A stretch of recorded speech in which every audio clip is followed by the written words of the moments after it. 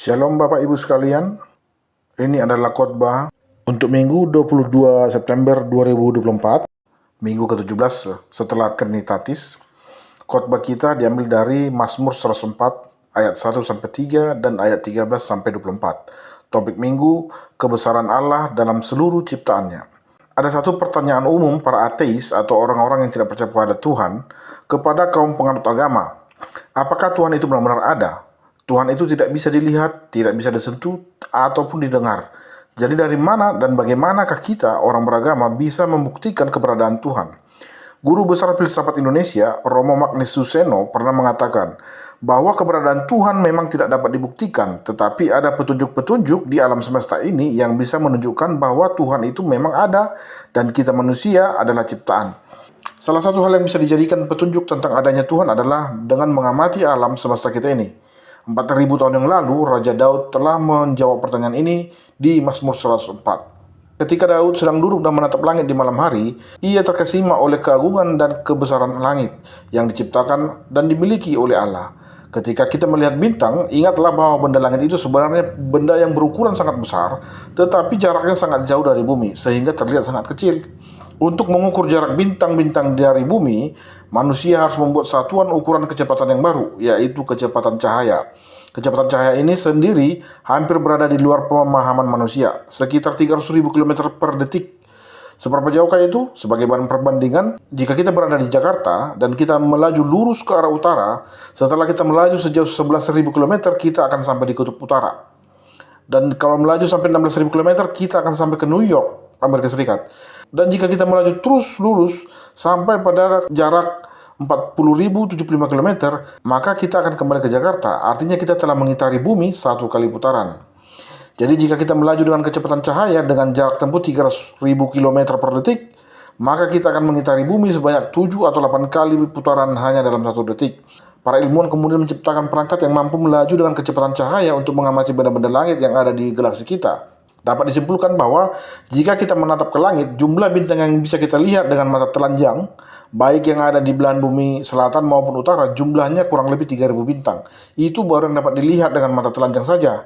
Dari hasil penelitian, galaksi Bima Sakti kita ini memiliki kurang lebih 200 miliar bintang. Kalau dalam 1 detik kita bisa menghitung 3 bintang, artinya setelah 100 tahun Anda menghitung tanpa henti, Anda baru menghitung 5% dari jumlah bintang yang ada di galaksi Bima Sakti ini. Para ilmuwan memperkirakan di seluruh alam semesta ini, yaitu galaksi Bima Sakti dan galaksi-galaksi lain, jumlah bintang yang bisa diamati sekitar 10 pangkat 25 atau angka 1 diikuti 25 angka 0. Jadi bagaimana cara kita menghitung dan membedakan bintang yang satu dengan bintang yang lain? Walaupun demikian, Allah mengenal semua bintang-bintang tersebut dan mengetahui nama-namanya. Mazmur 147 ayat 4. Ia menentukan jumlah bintang-bintang dan menyebut nama-namanya semuanya. Dari kekaguman yang luar biasa ini, sebuah pertanyaan muncul di benak Raja Daud. Apakah manusia sehingga engkau mengingatnya? Apakah anak manusia sehingga engkau mengindahkannya?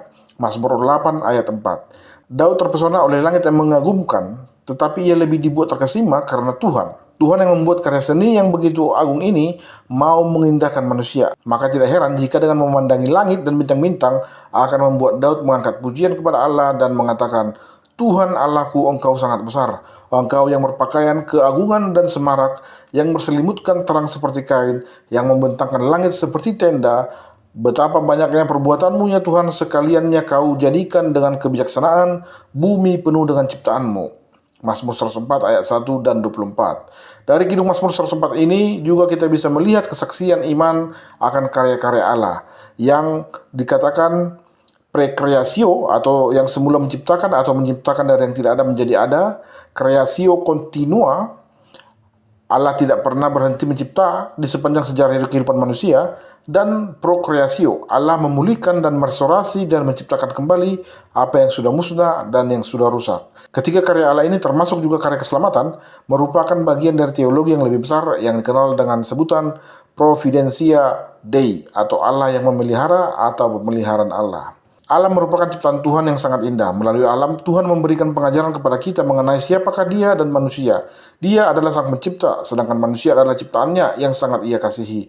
Saat kita sungguh-sungguh mengamati dan menikmati alam, kita dapat merasakan kekaguman kepada Tuhan. Kekaguman tersebut membawa jiwa kita bersyukur dan mulut kita menaikkan pujian sebagaimana yang dialami oleh pemazmur. Pujian itu didasarkan kepada Tuhan yang telah menciptakan alam semesta secara teratur dan memberikan makna bagi kehidupan manusia di dunia ini. Saat manusia bertanggung jawab menjaga dan memelihara dunia ini, berarti manusia telah merawat keharmonisan relasi dengan Allah melalui ciptaannya. Inilah yang disebut dengan kesatuan yang utuh antara Allah, manusia, dan alam. Kebesaran Tuhan terwujud dalam kemuliaannya dan kuasanya. Dalam kemuliaannya, kebesaran Tuhan tergambarkan melalui terang yang semarak dan langit yang membentang. Seluas langit yang membentang di angkasa, sebesar itulah kuasa Allah, Tuhan kita. Tak seorang pun yang dapat mengukur batas kebesarannya. Dalam kuasanya, kebesaran Tuhan diperlihatkan dengan gambaran awan-awan sebagai kendaraannya, ayat 3.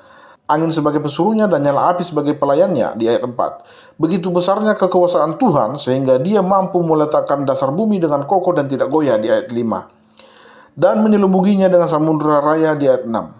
Air pun taat pada hardiknya ayat 7 dan ayat 8. Dan batasan yang ditentukannya ayat 9. Allah sebagai sang pencipta yang menciptakan alam semesta dengan sangat baik dan harmonis di Kejadian 1, juga memeliharanya dengan sangat baik. Allah memelihara ciptaannya melalui penugasan dan pemberian wewenang kepada manusia di Kejadian 1 ayat 26 sampai 28. Manusia sebagai gambaran Allah diberikan kemampuan untuk mengelola alam. Kejadian 2. Allah memelihara ciptaannya melalui hukum alam atau kodrati.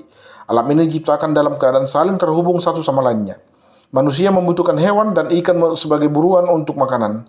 Hewan membutuhkan tumbuhan sebagai makanannya, dan tumbuhan membutuhkan air untuk tetap bertumbuh dan berbuah.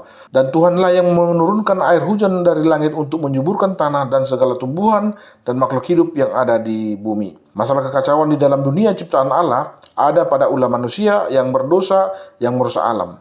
Manusia bertanggung jawab untuk air yang kotor, udara yang berasap, tumbuhan dan tanaman yang rusak.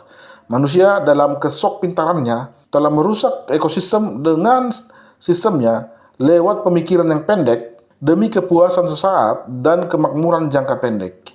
Pemazmur memuji Tuhan sebab Tuhan bukan saja sebagai pemberi kehidupan, tetapi Dia juga memelihara kehidupan itu dengan menciptakan benda-benda penerang, yaitu matahari dan bulan. Melalui matahari dan bulan, Allah menciptakan siklus waktu yang teratur untuk membagi kehidupan antara manusia dan hewan. Apabila engkau mendatangkan gelap, ketika itulah bergerak segala binatang hutan, singa-singa muda mengaum-ngaum akan mangsa dan menuntut makanannya dari Allah. Apabila matahari terbit, berkumpullah semuanya itu dan berbareng di tempat perteduhannya. Manusia pun keluarlah ke pekerjaannya dan ke usahanya sampai petang. Ayat 20-22. Lihatlah bagaimana Tuhan memperhatikan hidup semua di ciptaannya. Bukan hanya manusia, tetapi juga memperhatikan hidup hewan-hewan di hutan maupun ikan-ikan di lautan. Perenungan pemazmur mengingatkan umat adanya keteraturan dan keharmonisan benda-benda penerang seharusnya membuat manusia hidup teratur. Misalnya, pengaturan waktu dengan baik dan bertanggung jawab. Selain itu, pemazmur melayangkan pandangannya ke seluruh bumi. Ia menyaksikan bumi itu penuh dengan ciptaan Tuhan. Semuanya yang diciptakan dalam kebijaksanaannya sehingga ada keteraturan, kerapian, dan keindahan. Kesimpulannya, sumber hidup seluruh ciptaan ada di tangan Allah. Apa yang kita tanam, kita petik, kita makan merupakan pemberian Tuhan. Sebab itu, seluruh ciptaan harus tunduk pada otoritas Allah. Cara kepatuhan manusia sebagai ciptaan Allah yang mulia adalah dengan memelihara dan melindungi alam dari tindakan-tindakan tidak bertanggung jawab yang mengeksploitasi alam dengan sewenang-wenang. Bila setiap orang memiliki kesadaran untuk merawat alam, maka segala sesuatunya akan terasa indah dan harmonis. Amin. Jangan lupa subscribe. Terima kasih. Shalom. Tuhan memberkati.